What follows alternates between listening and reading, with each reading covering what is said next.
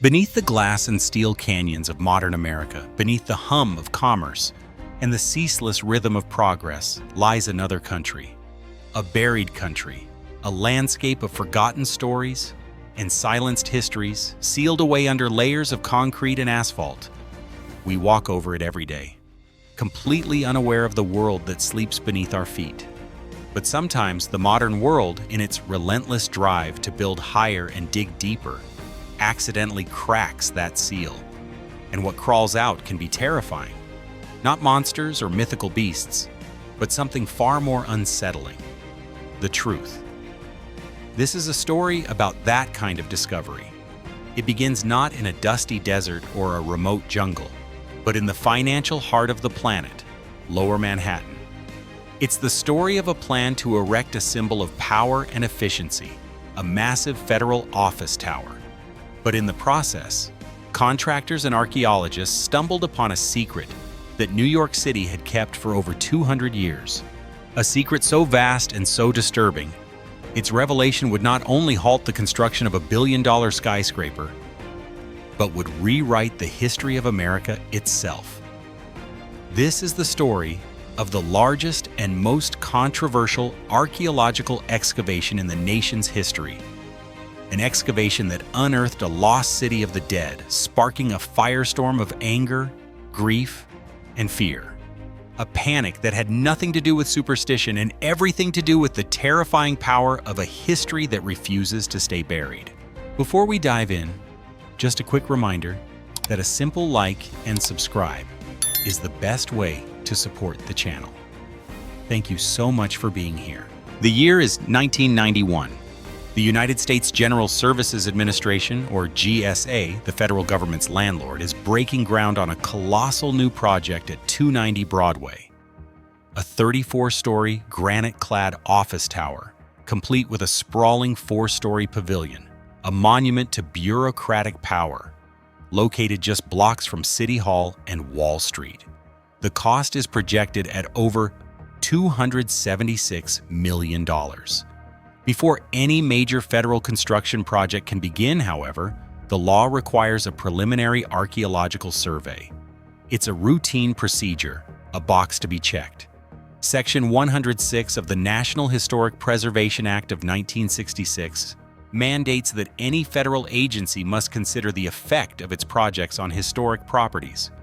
In a place like Lower Manhattan, one of the oldest urban centers in the country, everyone expected to find something. Perhaps the foundations of a colonial-era tavern, a few trash pits filled with broken pottery and oyster shells, maybe some old leather shoes. The GSA hired a private archaeological consulting firm to perform the survey. The stakes were low. This was seen as a simple salvage operation. Get in, document any minor findings, get out, and let the bulldozers do their work. The construction schedule was tight. Delays were not an option. In the summer of 1991, the heavy machinery moved in. Backhoes with massive steel claws began to peel back the layers of the city.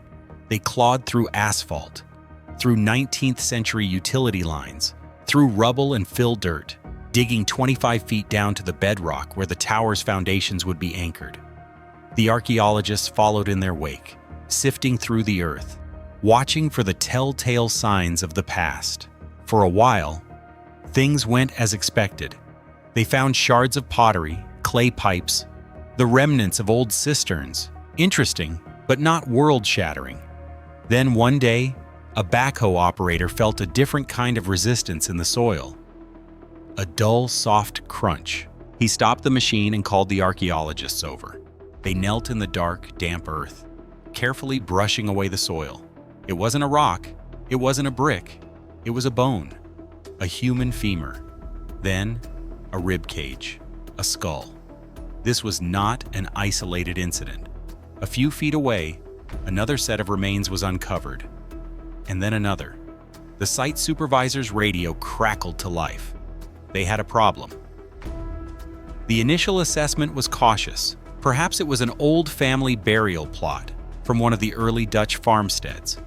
But the number of burials kept growing. 10, 50, 100. They were packed together, sometimes overlapping, laid to rest in simple wooden coffins that had long since rotted away, leaving only the dark soil stains and the coffin nails behind. Panic began to set in among the project managers. This was not a family plot. This was a cemetery, a large one, and every single skeleton was a potential delay, a bureaucratic nightmare that could cost the project millions of dollars. The pressure from the GSA on the archaeological team was immense. The message was clear: work faster. The excavation became a frantic, round-the-clock race against time. The human remains were being treated not as the sacred final resting places of individuals, but as archaeological resources to be processed. They were hastily photographed, documented, and removed. Skeletons were being pulled from the earth, sometimes in pieces, and placed in cardboard boxes. The dignity of the dead was being sacrificed for the sake of a construction schedule.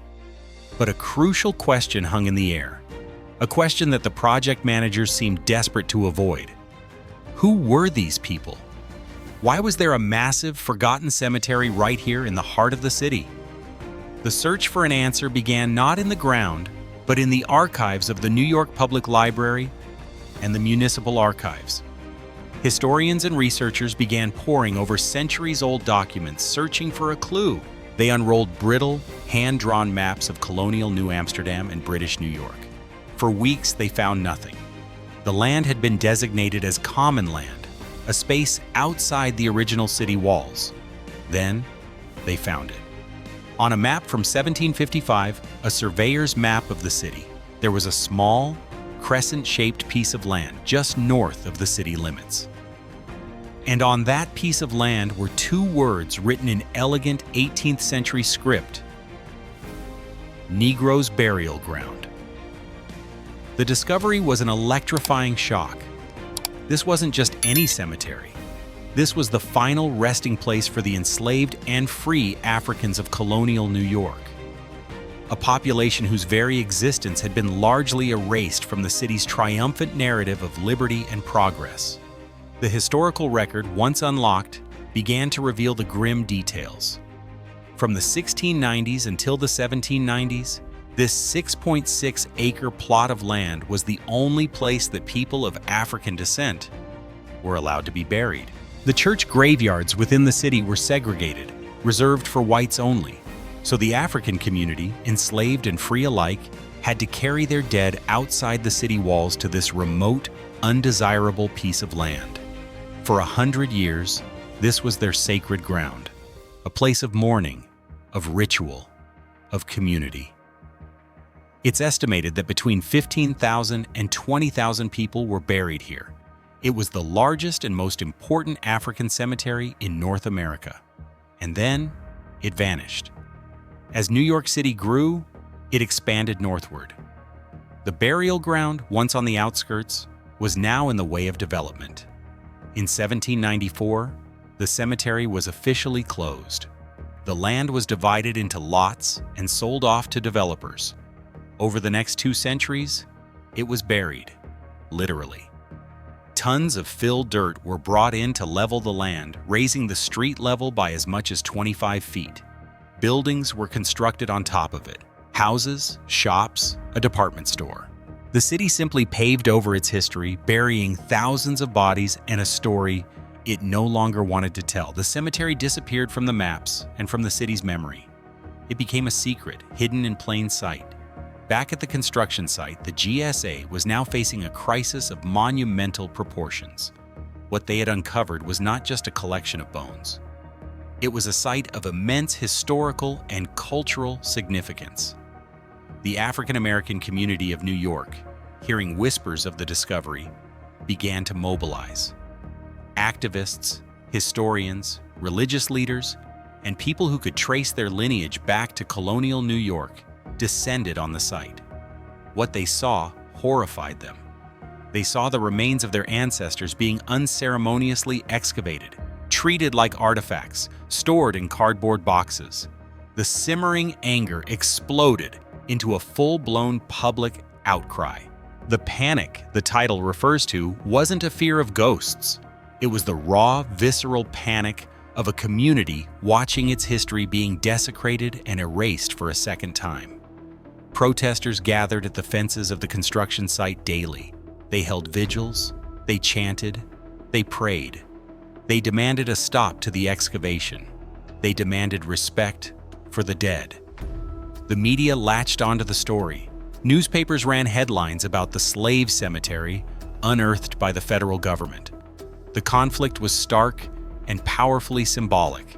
The might of the U.S. government versus the sacred ground of its most oppressed citizens.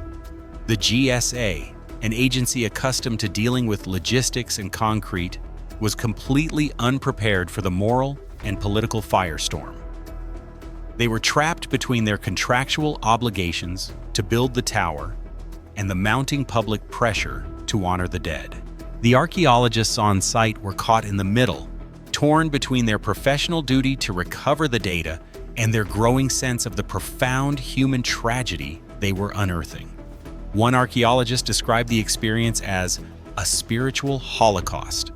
The pressure became so intense that the city's first African-American mayor, David Dinkins, was forced to intervene. The issue escalated all the way to the halls of Congress. Federal lawmakers, responding to the relentless campaign by activists, began to demand answers. The GSA's handling of the project was publicly condemned. In 1992, after months of protest and intense political negotiation, Congress finally acted. They passed a law that immediately halted construction on the portion of the site containing the burial ground. The funding for the GSA's archaeological contract was pulled. The frantic, disrespectful digging was over. This was the pivotal moment, the breakthrough.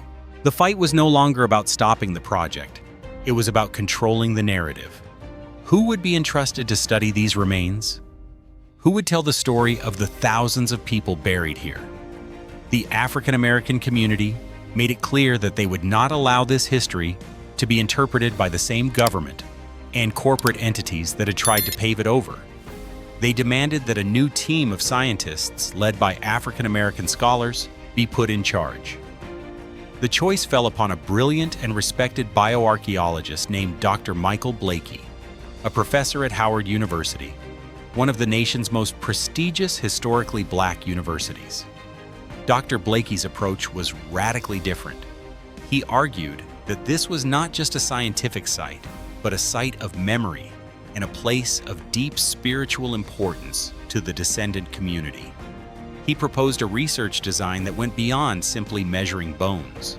He wanted to use the full arsenal of modern forensic science to answer three profound questions. Who were these people? How did they live?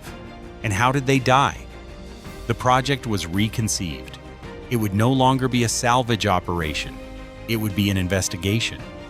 The remains of over 400 individuals that had been excavated were carefully transported from New York to the W. Brahma Montague Cobb Biological Anthropology Laboratory at Howard University in Washington, D.C. For the first time, the ancestors were in the care of scholars who saw them not as specimens, but as people. As the doors to the laboratory closed, a new, quieter, and far more intense phase of the investigation began. The protests on the streets had won the battle for the site. Now, the silent witnesses, the bones themselves, were about to tell their story, and what they would reveal would be more detailed, more personal, and more damning than anyone could have ever imagined. The real excavation was about to begin. The W. Montague Cobb Laboratory at Howard University is not a place of loud noises or dramatic action. It is a place of quiet, meticulous, and patient work. A place where science is used to give a voice to the voiceless. As the 419 boxes containing the remains from the African burial ground arrived, Dr. Michael Blakey and his team of osteologists, archaeologists, geneticists, and historians knew they were undertaking a project of immense, almost sacred, responsibility. The bones that lay on their laboratory tables were more than just skeletons. They were the last primary source, the only direct testimony of the lives of enslaved Africans in the colonial North. Everything that had been written about them was written by their enslavers. Their own voices were silenced, but their bones could not lie. The human skeleton is a remarkable document. It is a diary written in calcium and collagen, recording a life of hardship or ease. Every broken bone, every diseased joint, every mark left by a powerful muscle tells a story. And Dr. Blakey's team was about to read that story in excruciating detail. The first, most overwhelming finding was the evidence of relentless, brutal labor. The team examined the points on the bones where muscles and ligaments attach. In a normal skeleton, these areas are relatively smooth, but in the skeletons from the burial ground, they were massive, distorted, and heavily ridged. These were the skeletons of people who had been performing grueling physical labor from a young age, lifting, carrying, and hauling loads far beyond what their bodies were meant to endure. They found spinal columns compressed and twisted, with vertebrae fused together from the stress of carrying heavy loads on their heads and backs.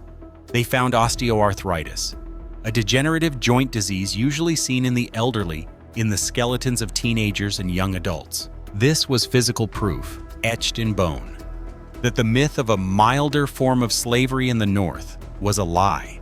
These people were being worked to death.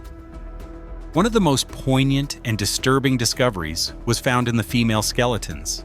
The team discovered that the neck vertebrae of many of the women were massively overdeveloped, a condition rarely seen. It took them a while to understand what could have caused it. The answer was found in the historical records of New York's colonial economy. One of the city's major industries was shipbuilding and trade. Heavy barrels of water, molasses, and other goods had to be loaded and unloaded from ships. But the heaviest cargo of all was human beings, and the task of carrying water and supplies to these ships often fell to enslaved women. They were forced to carry enormous loads, often on their heads, day after day, year after year. The marks on their skeletons were the silent testimony of this crushing burden. The investigation went deeper, moving from the macroscopic to the microscopic. The team examined the teeth. Teeth are another powerful record of a person's life, particularly their childhood. The scientists looked for something called enamel hypoplasia. These are horizontal lines or grooves in the tooth enamel that form when a person experiences a severe bout of malnutrition or disease during childhood, a period when their teeth are forming. The growth of the enamel literally stops, creating a permanent scar. Nearly every single individual in the burial ground had these lines on their teeth.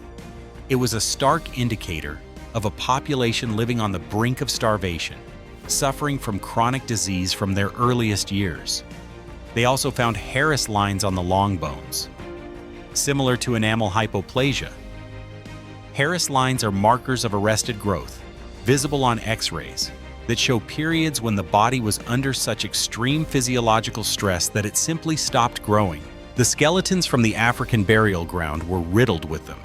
This was a population that was not only overworked, but also systematically deprived of the basic nutrition needed to survive. The science was painting a grim, undeniable picture of life in bondage, but the bones had even darker secrets to reveal. The team began to find evidence not just of hardship, but of outright violence. They found skulls with healed and unhealed fractures from blunt force trauma. They found skeletons with broken ribs and limbs that had been left to set improperly, a sign that they received no medical care for their injuries. And then there was Burial 25, an adult male. As the team was cleaning his skeleton, they found something embedded in his rib cage just to the side of his spine. It was a small lead ball, a musket ball. It had been fired from behind, tearing through his body and lodging in his chest wall. There was no sign of healing around the wound. This man had been shot in the back and killed. Was it an execution? An escape attempt? A random act of violence? The bones couldn't answer that. But they provided the cold, hard proof of a murder that had gone unrecorded and unpunished for over 200 years. The laboratory at Howard was not just a place of science. It was becoming a place of mourning. The researchers, many of them African American themselves, felt a profound and deeply personal connection to the individuals they were studying. They were no longer just skeletons. They were ancestors. They were given numbers for scientific purposes. But the team began to see them as people. The man who was shot in the back, the woman with the crushed spine, the child who had starved.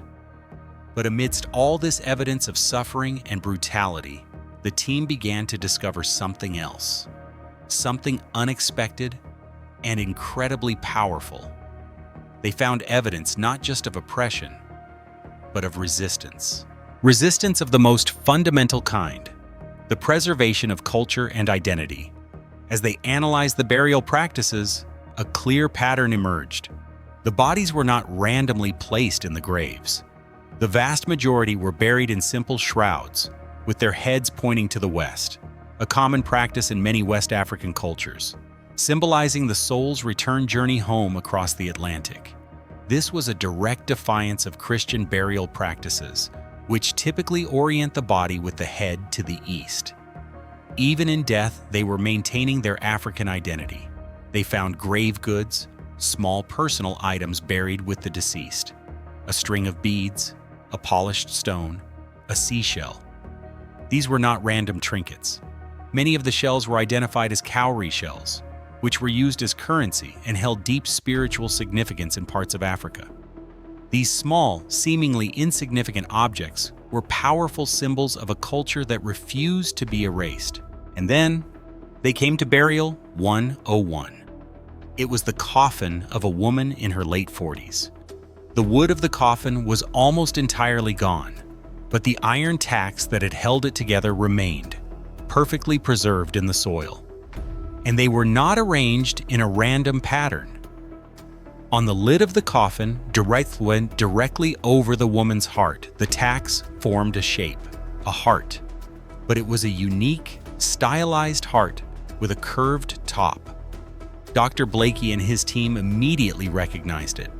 It was a Sankofa, an Adinkra symbol from the Akan people of Ghana in West Africa. The symbol is often associated with the proverb, "Se wo werfi na wo Sankofa a Yankee," which translates to, "It is not taboo to fetch what is at risk of being left behind." Sankofa. It means, go back and get it. A symbol of the importance of learning from the past.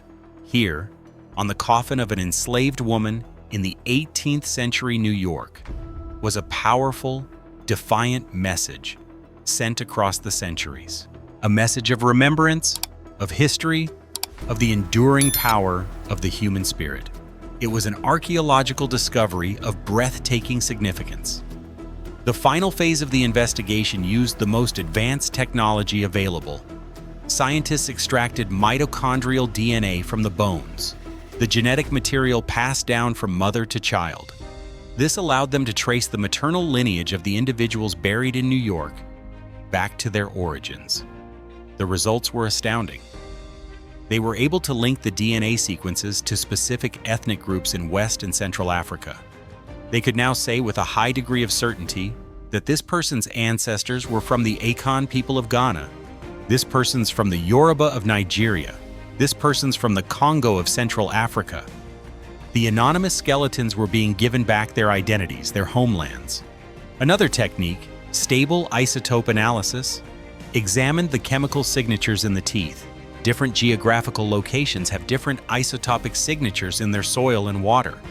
These signatures are absorbed into a person's body as they grow, and they are locked into the tooth enamel. By analyzing these isotopes, the scientists could determine whether a person had grown up in North America or in Africa. The results confirmed what the DNA suggested. A huge percentage of the adults in the cemetery, nearly half, were first generation. They were not born into slavery in America. They were born free in Africa. They had lived lives, had families, had cultures before they were kidnapped, thrown onto slave ships, and brought to New York in chains. This scientific data transformed them from anonymous victims of a historical process into individuals who had experienced the unimaginable trauma of the Middle Passage. The findings of the Howard University team, published in a massive multi-volume report, were a bombshell. The project had started as a construction dispute and had transformed into the most detailed biological profile of an enslaved African population ever compiled. The consequences were profound. The African Burial Ground Project forced a fundamental rewriting of American history. It shattered the comforting myth that slavery was solely a Southern institution. It revealed in undeniable scientific detail the brutality of life for enslaved people in the North. But it also did something else. It restored the humanity and agency of the people who were buried there. It showed them not just as victims, but as actors in their own lives. People who fought to maintain their culture, their beliefs, and their dignity in the face of unimaginable oppression. The site itself was transformed. The design of the federal building was altered. The portion of the tower that would have been built directly on top of the main cemetery area was eliminated, replaced with a soaring glass atrium. And in 2003, in a series of deeply moving ceremonies that stretched from Washington, D.C. to New York, the 419 excavated remains were returned to the earth. They were placed in hand-carved wooden coffins from Ghana and reinterred in a new memorial at the site, their sacred ground once more.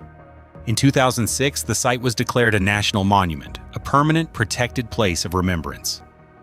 The story of the African burial ground is a powerful parable, a story of how history can be buried, but it can never be truly destroyed. The ground holds its memory. It reminds us that our modern cities are built on foundations of forgotten stories, of lives and communities that have been systematically erased.